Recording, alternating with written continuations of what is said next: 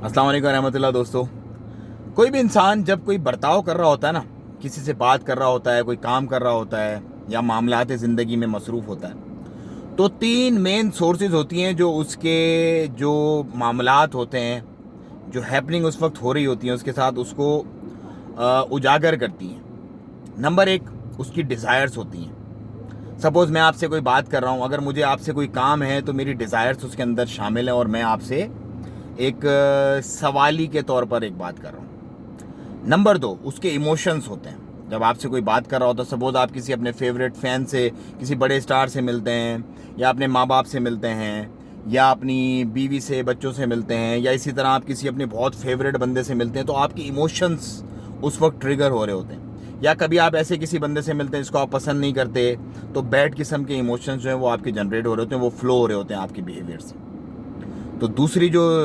Source होती है वो होती है बिहेवियर की, इमोशंस की, आपके बैड और गुड, वो इन इधर वे वो हो सकता है। नंबर तीन, जब आप किसी से बात कर रहे होते हैं तो आपका नॉलेज जो है वो फ्लो हो रहा होता है। सपोज आप किसी इल्मी अदबी शख्स से बात कर रहे हैं, या कहीं भी एक मजमा लगा हुआ है, वहाँ पे आप बात कर रहे हैं, तो लोग सब एकदम से आपकी तरफ अट्रैक्ट हो जाते हैं, क्योंकि उस वक्त वो ना तो कोई इमोशनल बात हो रही होती है, ना आप मतलब कोई फ़ैन होते हैं किसी के, ना आप किसी के चाहने वाले कोई आपका वहाँ पे मौजूद होता है, ना ही आपको किसी से सवाल करना होता है, सवाली बन के आप होते हैं।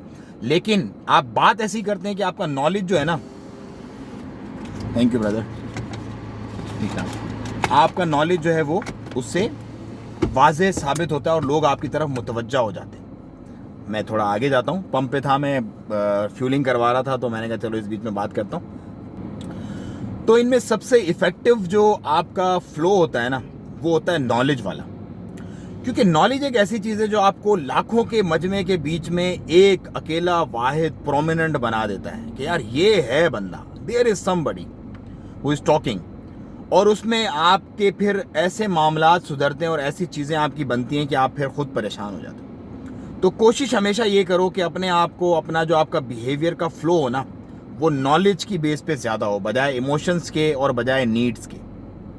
उम्मीद है मेरी बात बहुत सारे लोगों को समझ में आ गई होगी, लेकिन नहीं भी समझ आई तो फिर इस तरह की वीडियोस इंशाल्लाह मैं बनाता रहूँगा, तो आपको इंशाल्लाह डिटेल में समझाऊंगा कि किस तरह से आपने अपनी पर्सनल ग्रूमिंग करनी है, किस तरह से आपने उस नहज पे पहुँचना है कि जहाँ पे लोग आपको आपके इल्म, आपकी हिकमत, आपके नॉलेज की वजह से जाने, ना कि आपके इमोशंस की वजह से और ना कि आपकी नीड्स की वजह से।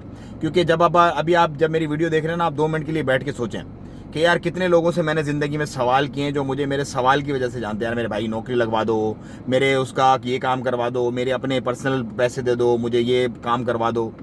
कितने लोगों को आपने इमोशंस के बिहाफ पे आपको लोग जानते होंगे। सपोज़ किसी से आपने बैड बिहेवियर किया, किसी से आपने बहुत अच्छा बिहेवियर किया, और कितने लोग ऐसे हैं जो आपको आपके नॉलेज की बेस पे जानते हैं। बस बैठ के आपने ये 3 चीज़ें सोचनी है, सब खुल के आपके सामने आ जाएगा। ज़िंदगी की जो गुत्थियाँ आपकी उलझी हुई है ना, वो सुलझना शुरू हो जाएंगी। मुझे दें इजाज़त, दुआओं में याद रखें अपना और अपने का बहुत ख्याल रखिएगा। अस्सलाम वालेकुम रहमतुल्लाह।